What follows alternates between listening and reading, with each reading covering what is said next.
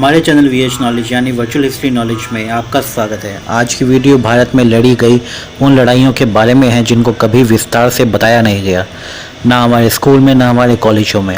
हमारे स्कूल और कॉलेजों में क्यों उन लोगों के बारे में बताया गया है जो बाहर से आए थे सिर्फ भारत में लूटपाट करने के लिए। क्यों उनको इतना महान बताया गया है, ये बात समझ से परे है। अगर कोई ये कहता है कि भारत में वीरों की कमी थी या वीर थे ही नहीं, इसलिए बाहर से आए आक्रांतों ने भारत पर कब्जा कर लिया, तो ये गलत है। अगर ऐसा होता तो आप कभी महाराणा प्रताप या पृथ्वीराज के बारे में नहीं जान पाते।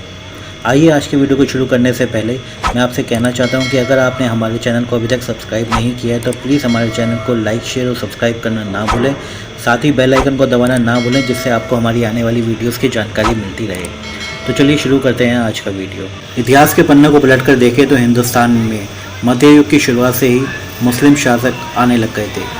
भारत में अपनी शाख जमाने वाले इन मुस्लिम शासकों को धूल चटाने वाले महाराणा प्रताप और पृथ्वीराज चौहान जैसे भारत के कई वीर सपूतों की वीर गाथा के इतिहास को तकरीबन हर हिंदुस्तानी ने पढ़ा और सुना होगा, लेकिन फिर भी कुछ ऐसे वीर हैं जिनके बारे में हमारी किताबों में बताया नहीं गया।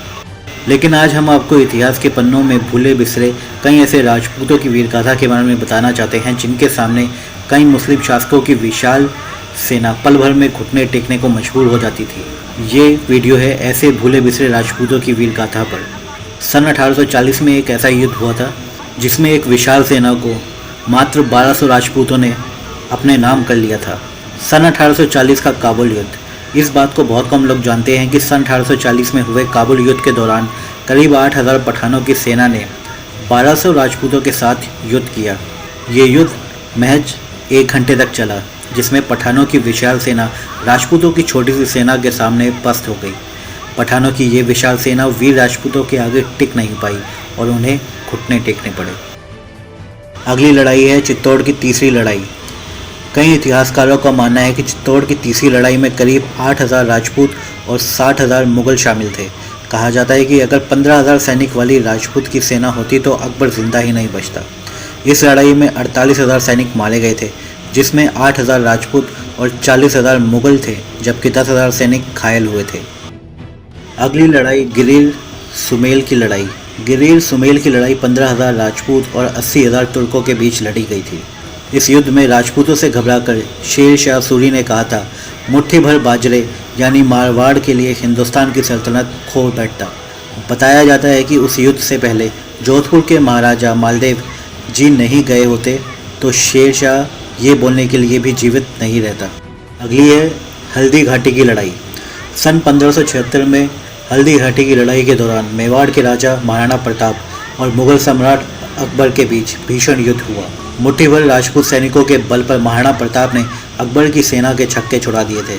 कई सालों तक चली इस लड़ाई में महाराणा प्रताप की वीरता और युद्ध कौशल को देखकर अकबर दंग रह गया था। मेवाड़ को जीतने के लिए अकबर ने तमाम कोशिशें की, लेकिन ना तो वो जीत सका और ना महाराणा प्रताप ने कभी हार मानी।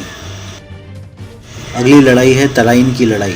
पृथ्वीराज के बारे में कहा जाता है कि मोहम्मद गौरी ने 18 बार पृथ्वीराज पर आक्रमण किया, लेकिन 17 बार उसे हार का सामना करना पड़ा। वो हर बार दुगनी ताकत से पृथ्वीराज पर वार करता, पर हर बार उसे मुंह की खानी पड़ती। पृथ्वीराज चौहान और मोहम्मद गौरी के बीच 2 बार तराइन की लड़ाई हुई, जिसमें पहली बार पृथ्वीराज चौहान की जीत हुई, जबकि दूसरी बार उन्हें हार का सामना करना पड़ा था। हमारे देश के स्कूल और कॉलेजों की किताबों में अक्सर हम इतिहास में राजपूतों की वीरगाथा के बारे में पढ़ते आ रहे हैं, जिनमें हमारे देश के वीर योद्धा मुगल शासकों के आगे कमज़ोर रहे। बल्कि हमारे देश में ऐसे कई वीर योद्धा भी रहे जिन्होंने मुगलों को अपने आगे घुटने टेकने पर बार बार मजबूर किया था। बप्पा रावल और राणा सांगा जैसे योद्धाओं के नाम से ही कई मुगल शासक और मुगल महिलाएं कांप उठती थी। रावत रतन सिंह चूणावत की रानी हांडा का त्याग पढ़ाया नहीं गया, जिसने अपना सिर काटकर रणभूमि में भेज दिया था। पाली के आंवला के ठाकुर खुशहाल सिंह की गाथा को नहीं पढ़ाया जाता, जिन्होंने एक अंग्रेज अफसर के सिर को काटकर किले पर लटका दिया था। दिलीप सिंह जुदेव को नहीं पढ़ाया जाता, जिन्होंने 1 लाख आदिवासियों को फिर से हिंदू बनाया था। ये है राजपूतों की वीर गाथा। गौरतलब है कि हमारे देश में कई ऐसे राजपूत वीर योद्धा और वीरांगनाएं भी थी जिन्होंने मुगलों का डटकर सामना किया और उनके आगे झुकने की बजाय उनसे लड़ते हुए वीरगति को प्राप्त किया। लेकिन अफसोस की बात तो ये है कि आज उनका नाम इतिहास के पन्नों में कहीं गुम हो गया है। आपके पास भी ऐसे किसी भारत के वीर योद्धा या वीरांगना की कोई कहानी है तो हमें ज़रूर बताएं। हम उस पर ज़रूर कोई वीडियो बनाएंगे। आपको हमारा आज का वीडियो कैसा लगा हमें कमेंट करके बताएं। साथ ही बेल आइकन को दबाना ना भूलें, जिससे आपको हमारी आने वाली नोटिफिकेशन की जानकारी मिलती रहे। और हमारे चैनल को लाइक, शेयर और सब्सक्राइब करना ना भूलें।